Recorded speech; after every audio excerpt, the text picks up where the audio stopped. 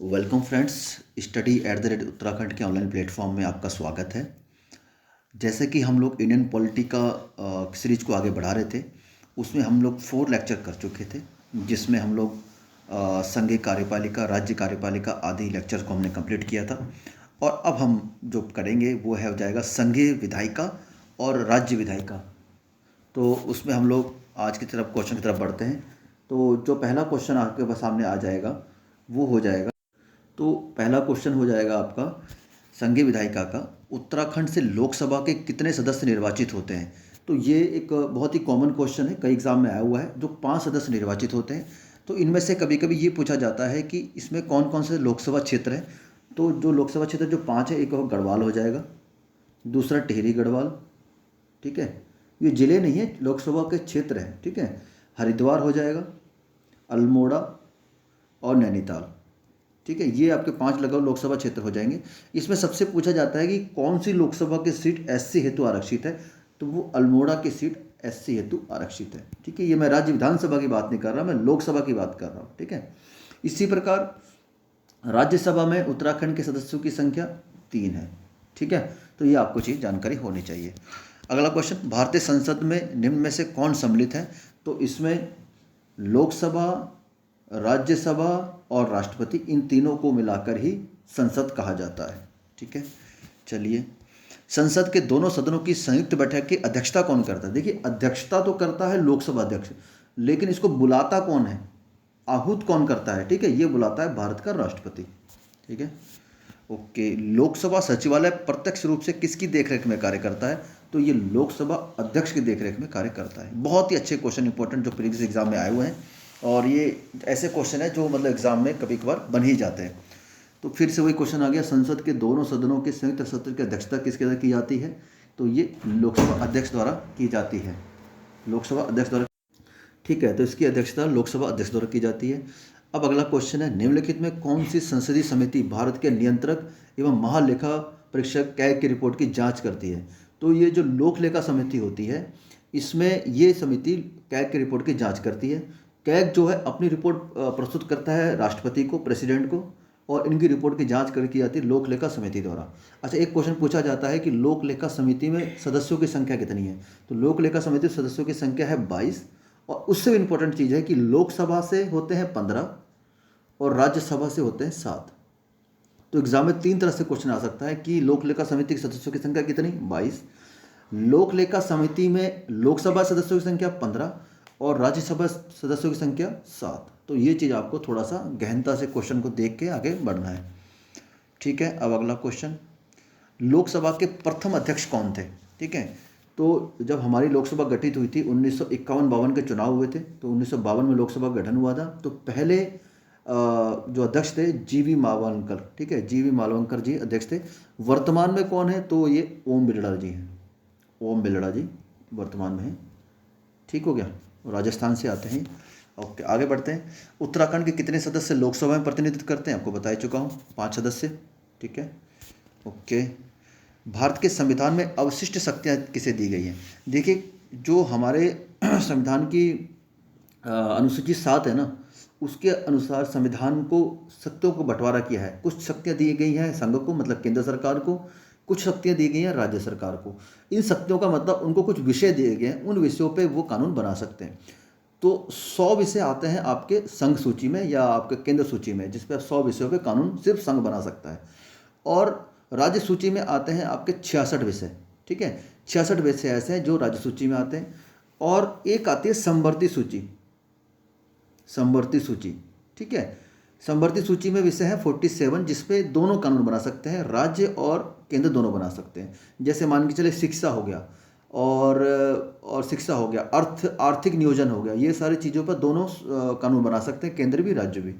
अच्छा, अब इनके बाद कुछ विषय ऐसे होते हैं जिन्हें बोलते हैं अवशिष्ट, जो भविष्य के लिए संविधान निर्माता ने छोड़ दिया। जैसे अभी मान के चलिए 5G टेक्नोलॉजी आ गई, 5G टेक्नोलॉजी, लेकिन जब हमारा संविधान बना तो उसमें 5G टेक्नोलॉजी थी नहीं, तो उस समय इन चीज़ों को बोल दिया गया। जैसे अभी मान के चले अंतरिक्ष कार्यक्रम है या कोई और चीज़ें हैं, तो उनको बोल के छोड़ दिया कि भविष्य में संभावनाओं को देखते हुए इनको दे दिया गया कि अवशिष्ट सूची में। तो अवशिष्ट सूची दी गई है केंद्र सरकार को, तो केंद्र सरकार इस पर कानून बनाती है। भारत में राज्यसभा के लिए 12 सदस्यों का मनोनयन कौन करता है? तो ये राज्यसभा में 12 सदस्यों का मनोनयन राष्ट्रपति करता है और 2 सदस्यों का एंग्लो इंडियन का मनोनयन किया जाता है, राष्ट्रपति के द्वारा किया जाता था। और 2020 में ये परंपरा समाप्त कर देगी 104वें संविधान संशोधन द्वारा। तो अभी सिर्फ 12 सदस्य राष्ट्रपति द्वारा मनोनीत किए जाते हैं। इसी प्रकार विधानसभा में, किसी राज्य विधानसभा में एक एंग्लो इंडियन सदस्य की परिकल्पना थी, वो भी अब समाप्त कर दिया गया है। ठीक है, ओके, चलिए आगे बढ़ते हैं। तो अब देखिए भारत में शून्यकाल। अब ये शून्यकाल से संबंधित प्रश्न है कि भारत की संसद में शून्यकाल शुरू कब होता है? तो जो पहली बैठक होती है ना, जो पहली बैठक होती है उसके बाद, तो ये दोपहर 12 बजे के समय, ठीक है, ये पहली बैठक के बाद का जो समय होता है वो शून्यकाल होता है। तो दोपहर 12 बजे के समय को ही ये शून्यकाल शुरू होता है।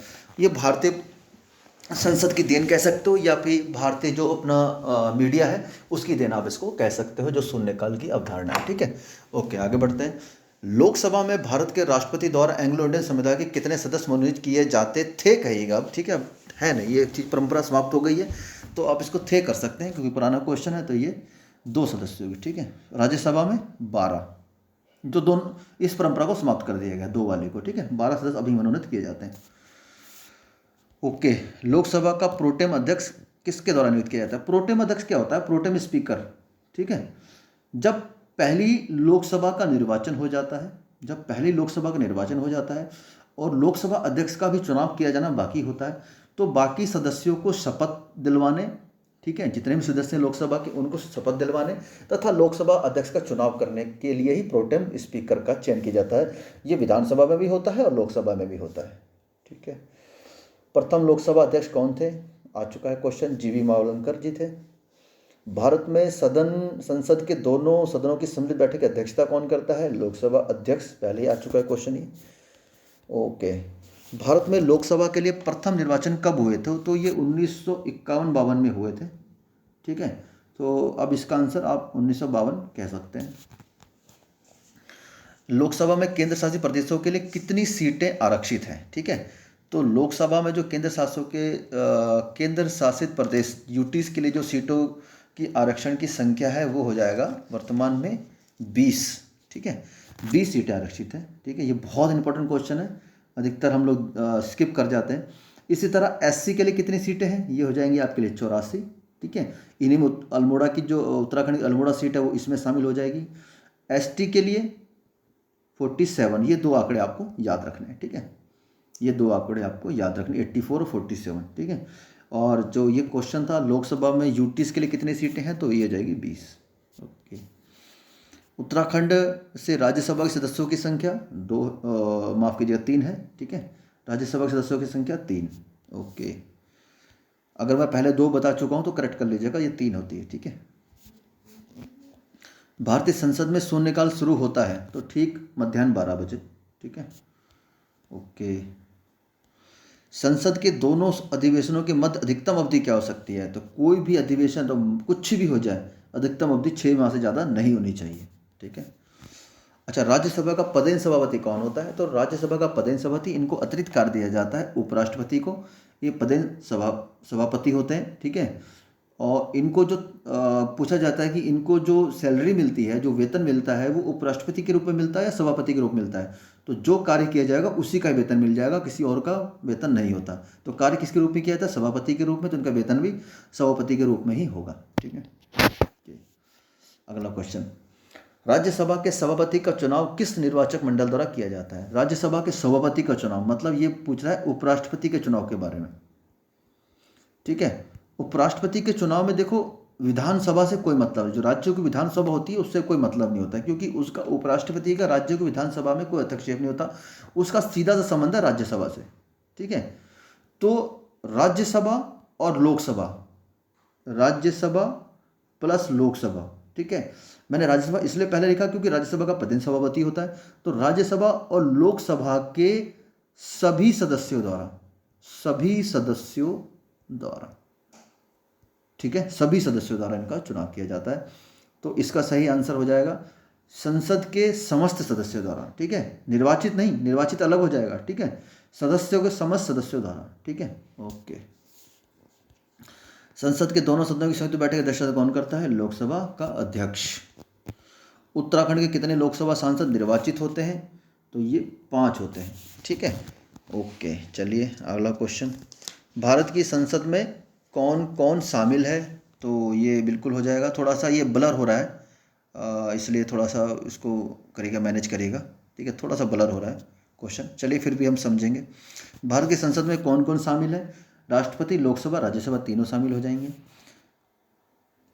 ओके, संसद के सदस्य दोनों सदनों के मध्य अंतर इससे अधिक नहीं होना चाहिए, तो 6 महीने का, इससे अधिक अंतर नहीं होना चाहिए। वर्तमान में लोकसभा अध्यक्ष कौन है? तो इनमें ये तो पुराना क्वेश्चन है, वर्तमान में ओम बिरला जी अध्यक्ष होते हैं। ठीक है, किस संवैधानिक संशोधन के अधिनियम के अंतर्गत लोकसभा के सदस्यों की संख्या 525 से 545 कर दी गई थी? ये बड़ा अच्छा क्वेश्चन है। ठीक है, तो ये आपका 31वां संविधान संशोधन के द्वारा इसको 525 से 545 कर दी गई थी। निम्नलिखित में कौन सा एक कथन राज्यसभा के संबंध में सत्य नहीं है? ठीक है, बहुत अच्छा क्वेश्चन है ये, यूकेपीएससी 2012 का क्वेश्चन है, ग्रुप बी का। राज्यसभा एक स्थायी निकाय है, बिल्कुल सही है। इसके 1/3 सदस्य हर 2 वर्ष बाद सेवानिवृत्त हो जाते हैं, बिल्कुल ठीक है। प्रथम राज्यसभा का गठन 1953 में हुआ था, ये थोड़ा सा गलत हो जाएगा। ठीक है, और इसके थोड़ा सा नहीं, बिल्कुल गलत हो जाएगा। इसके 12 सदस्य राष्ट्रपति द्वारा निर्वाचित किए जाते हैं, बिल्कुल ठीक है। तो इसका जो सही आंसर हो जाएगा ऑप्शन सी, क्योंकि इसका गठन 1952 में हुआ था, ना कि 1953 में। ओके, निम्नलिखित में किस राज्य से राज्यसभा सदस्यों की संख्या सबसे कम है? ठीक है, राज्यसभा सदस्यों की सबसे संख्या कम हो जाएगी आपकी उत्तराखंड से, 3 ही निर्वाचित किए जाते हैं। ठीक है, ओके। बजट पारित होने के पहले संसद द्वारा दिए गए अग्रिम अनुदान को क्या कहते हैं? ठीक है, तो जो अग्रिम अनुदान होता है ये वोट ऑन अकाउंट या लेखानुदान कहा जाता है। ठीक है, जैसे बजट पारित हो गया, अब बजट पारित होते ही ऐसा तो नहीं है कि आप तुरंत पैसा मिल जाएगा गवर्नमेंट को सॉरी, तो बजट पारित हो तुरंत पैसा तो मिलता नहीं गवर्नमेंट को। ठीक है, तो गवर्नमेंट को अपने जो कार्य चल रहे हैं, जो वर्तमान में कार्य चल रहे हैं, उनके खर्च के लिए पैसा कैसे निकाला जाता है? तो लेखानुदान दिया जाता है, कुछ अग्रिम बजट दिया जाता है कि आप, ठीक है, आपने जो योजना चल रही हैं, जो प्रस्तावित हैं, या उनके ऊपर आप खर्च कर सकते हैं। लेकिन बजट जो पारित हो गया है उसको निकालने के लिए विनियोग विधेयक लाया जाता है, उसके पारित होने के बाद ही बजट पैसा आपको गवर्नमेंट को मिलता है। उत्तराखंड राज्य से कितने सांसद निर्वाचित होते हैं? सांसद मतलब लोकसभा, उसकी बात कर, वैसे सांसद गलत बोल रहा है ये। ठीक है, तो मेंबर ऑफ पार्लियामेंट में राज्यसभा भी हो जाता है और मेंबर ऑफ पार्लियामेंट में लोकसभा सदस्य भी होते हैं, सांसद तो दोनों हो जाता है। ठीक है, तो अब ये लोकसभा सांसद की बात करता तो 5 हो जाते हैं, राज्यसभा की बात करता तो ये 3 हो जाते हैं। 2012 में यूकेपीएससी ने इसका आंसर 5 माना था, इसका मतलब वो मान रहा है कि लोकसभा से पूछ रहा है, जबकि सांसद दोनों जगह होते हैं। ठीक है, एमपी लोकसभा में भी होते हैं, राज्यसभा में भी होते हैं। ठीक है, तो ये किसकी बात करना चाह रहा है? लोकसभा की बात करता तो 5, राज्यसभा की बात करता 3, तो ये क्वेश्चन वैसे जनरली डिलीट हो जाना चाहिए, बट आयोग ने इसका आंसर 5 माना, तो ये लोकसभा सदस्यों की बात कर रहा है। ओके, निम्नलिखित में लोकसभा के सत्र का अवसान करने के लिए पदाधिकृत कौन है? एक होता है सत्र अवसान करना। ठीक है, सत्र अवसान करना मतलब सत्र को समाप्त करना, एक सत्र को आहूत करना, तो दोनों काम करता है आपका राष्ट्रपति, बुलाना और खत्म करना, और इसका जो कार्रवाई को चलाता है वो लोकसभा अध्यक्ष चलाता है। अगला क्वेश्चन, जो संघीय कार्यपालिका है उसका, संघीय विधायिका का लास्ट क्वेश्चन, किसी मंत्री के विरुद्ध विशेषाधिकार प्रस्ताव लाया जा सकता है? इसका ऑप्शन है, सरकार में विश्वास खो दिया जाता है, तब लंबे समय तक स्वयं को अनुपस्थित रखता है, किसी मामले के तथ्यों को रोकता है या तथ्यों को बिगड़ा हुआ वर्णन देता है, मंत्रिमंडल के सामूहिक उत्तरदायित्व से बचता है। तो इसका जो ये हो जाएगा ना, अगर व्यक्तिगत विशेषाधिकार लाना है किसी मंत्री को, तो ये है, किसी मामले को तथ्य को रोकता है या बिगड़ा मतलब गलत विवरण देता है। अगर जैसे क्वेश्चन, आपको पता है क्वेश्चन आवर जब चलता है, ठीक है, उसमें कुछ तारांकित प्रश्न होते हैं, कुछ अतारांकित प्रश्न होते हैं, तो कुछ का उत्तर उनको मौखिक में देना होता है, कुछ लिखित में देना होता है। तो जब कभी ये जवाब जो लिखित या मौखिक दिए जाते हैं वो गलत तथ्य दिए जाते हैं, तो तब उसमें विशेषाधिकार प्रस्ताव लाया जाता है। तो अगर विशेषाधिकार प्रस्ताव पारित हो जाता है तो उस अवस्था में मंत्री को इस्तीफा देना पड़ जाता है। ठीक है, तो ये हो गया आपका संघीय विधायिका। अब राज्य विधायिका संबंधी कुछ देख लेते हैं। ये देखिए, उत्तराखंड विधानसभा 2016 मनोनीत सदस्य कितने हैं? तो इसका भी रिलेवेंसी कोई नहीं है, एक होता है, बट अभी फिलहाल कोई इसका रिलेवेंट नहीं है। राज्य विधानसभा निम्नलिखित में किसके निर्वाचन में भाग लेती है? देखिए, उपराष्ट्रपति के उसमें कोई मतलब नहीं है, ठीक है। पहली चीज़ तो आपको ये ध्यान रखना, इसमें कोई मतलब नहीं है, ठीक है। उपराष्ट्रपति का कोई तात्पर्य नहीं होता विधानसभा के साथ में, जब तक वो उपराष्ट्रपति का पद का निर्वहन कर रहा है, या उपराष्ट्रपति अगर राष्ट्रपति बन जाता है तो होता है, ठीक है।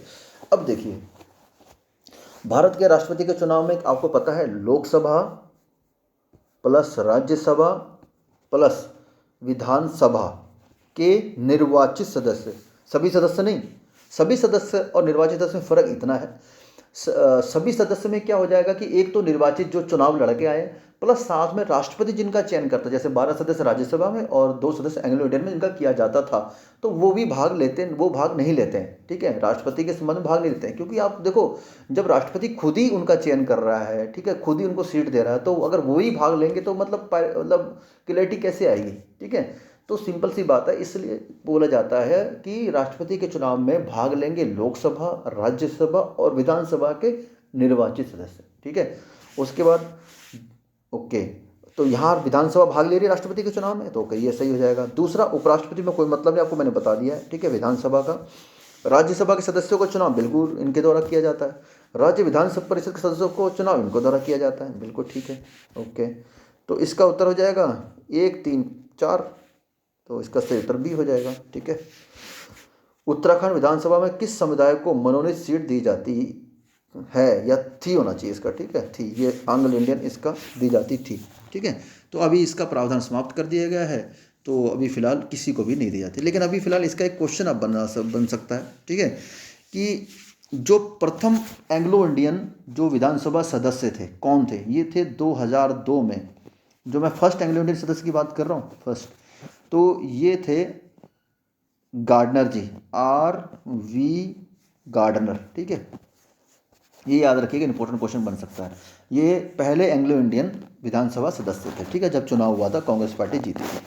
अच्छा, अंतिम पूछा जा सकता है क्योंकि अब तो ये प्रावधान खत्म हो चुका है, तो 2017 में जो इलेक्शन हुआ था, और जो 2017 जो विधानसभा थी 2022 तक जो चली थी, इसमें जो अंतिम सदस्य थे वो थे जॉर्ज आइवन ग्रेगरी, लिख लीजिए आप, ज़्यादा लंबा चौड़ा नाम क्या लिखना, ग्रेगरी लिखिए, ग्रेगरी जी थे, ये अंतिम एंग्लो इंडियन सदस्य हो जाएंगे विधानसभा में, ठीक है, ओके। इसी तरह आप कमेंट करके बताएंगे लोकसभा में अंतिम एंग्लो इंडियन सदस्य, जो अंतिम जो लोकसभा है उसमें अंतिम एंग्लो इंडियन सदस्य कौन, ठीक है, ओके। उत्तराखंड विधानसभा में अनुसूचित जाति के लिए कितने स्थान आरक्षित रखे गए हैं, अनुसूचित जनजाति के लिए, आपके जनजाति के लिए 2 है, एक चक्राता है और एक नानकमत्ता, ठीक है। विधानसभा का भी आएगा जिसमें 13 सीटें हैं। किन राज्यों में विधान परिषद नहीं है, ठीक है, तो वर्तमान में क्या है कि सिर्फ आपका 6 राज्यों में ही विधान परिषद है, ठीक है। तो वो 6 राज्य हो जाएंगे, सबसे पहले आप ले लीजिए उत्तर प्रदेश, ठीक है, यूपी, दूसरा बिहार, ठीक है, तीसरा महाराष्ट्र, ठीक है, महाराष्ट्र हो गया, उसके बाद तेलंगाना, ठीक है, और एक कौन सा बच रहा है, कर्नाटक, ठीक है, कर्नाटक, ठीक हो गया। तो ये हो गया आपका वर्तमान में 6, तो 5 हुए, ठीक है, और एक कौन सा रहेगा, आंध्र प्रदेश, ठीक है। यूपी, बिहार, महाराष्ट्र, तेलंगाना, आंध्र प्रदेश और कर्नाटक, इन राज्यों में विधान परिषद अभी वर्तमान में है। राजस्थान गवर्नमेंट विधान परिषद की मांग कर रही है, ठीक है, और आंध्र प्रदेश को छोड़ने का प्रस्ताव पारित कर रहा है, ठीक है। तो ये फिलहाल तो अभी 6 है। कि निम्न में किन राज्यों में विधानमंडल द्विसदनीय में, जहाँ पे विधानसभा भी है और विधान परिषद भी है, तो वो अभी फिलहाल किस में है, इनमें से जो आपका हो जाएगा बिहार में हो जाएगा, बाकी किसी में नहीं है, ना पश्चिम बंगाल में, त्रिपुरा, तमिलनाडु, कहीं नहीं है।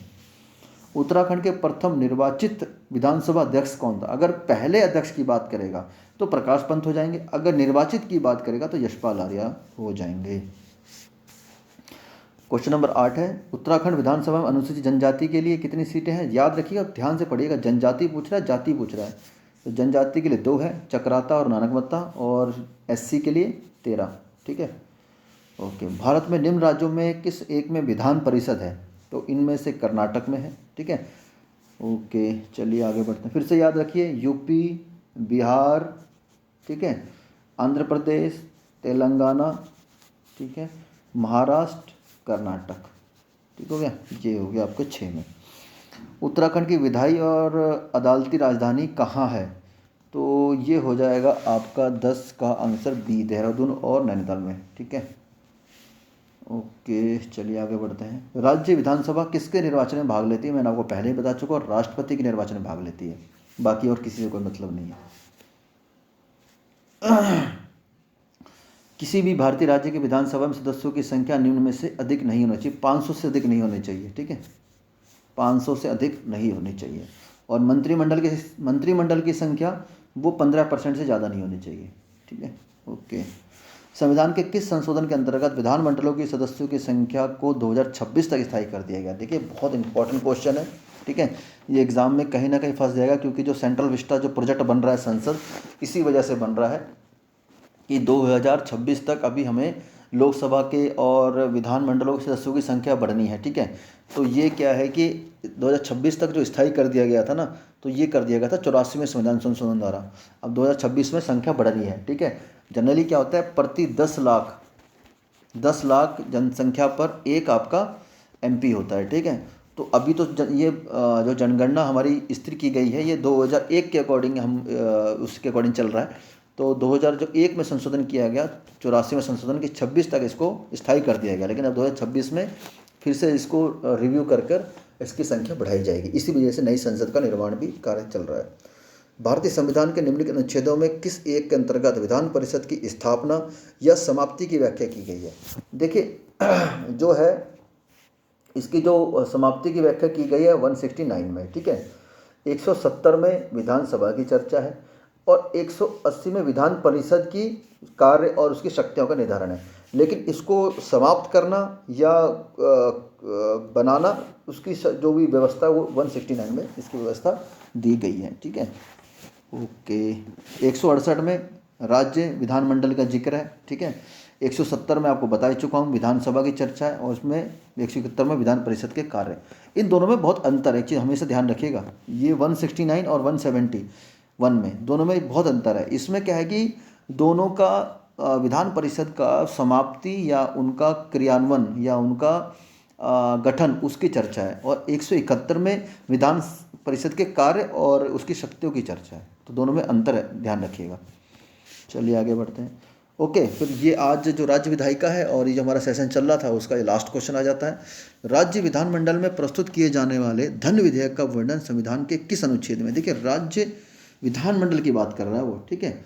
तो अभी क्या है कि लोकसभा में जो हमारा धन विधेयक प्रस्तुत किया जाता है वो प्रस्तुत किया जाता है 110 में। एक तो ये हो गया, और ये इसका जो आंसर हो जाएगा ना, ये हो जाएगा 199 में, 199। बहुत important article, very important article, दोनों ही आर्टिकल 110 और 199 ये हमारे संसद में प्रस्तुत किया जाने वाला, ये राज्य विधानमंडल में, ठीक है। तो ये चीज़ है, ठीक है। ओके, तो ये है। तो देखिए, इसमें एक चीज़ मैं देख रहा था क्वेश्चन में, राज्य विधानमंडल में, अब ठीक है, विधानमंडल में विधानसभा भी होती है, विधान परिषद भी होती है, बट परंतु जो धन विधेयक होता है ना, वो हमेशा विधानसभा में प्रस्तुत किया जाता है, राज्य की बात करें। और अगर सेंटर की बात करें तो लोकसभा में ही प्रस्तुत किया जाता है, ओके। और इसके लिए राष्ट्रपति से पूर्व अनुमति ली जाती है, और इसमें बहुत प्रावधान है। 109 आर्टिकल में इसका धन विधेयक संबंधी विशेष प्रावधानों की चर्चा भी की गई है, ठीक है। तो ठीक है, तो ये आज हमारा सेशन समाप्त हुआ। फिर अब हम अगले सेशन में भारत की न्यायपालिका की तरफ आगे बढ़ेंगे, जिसमें हम सुप्रीम कोर्ट और हाई कोर्ट की चर्चा करेंगे, डिस्ट्रिक्ट कोर्ट की चर्चा करेंगे, उनके संबंधित इंपॉर्टेंट प्रश्नों को देखेंगे। हो सकता है वीडियो थोड़ी लंबी बन जाए, लेकिन क्वेश्चन बहुत अच्छे थे, कुछ रिपीटेड थे और कुछ प्रीवियस एग्जाम में आए हुए थे। तो ठीक है, तो उम्मीद करता हूँ आपका सेशन अच्छा लगा होगा। तो बने रहिए स्टडी एट द उत्तराखंड के साथ। आपको आगामी एग्जाम के लिए बहुत बहुत शुभकामनाएं।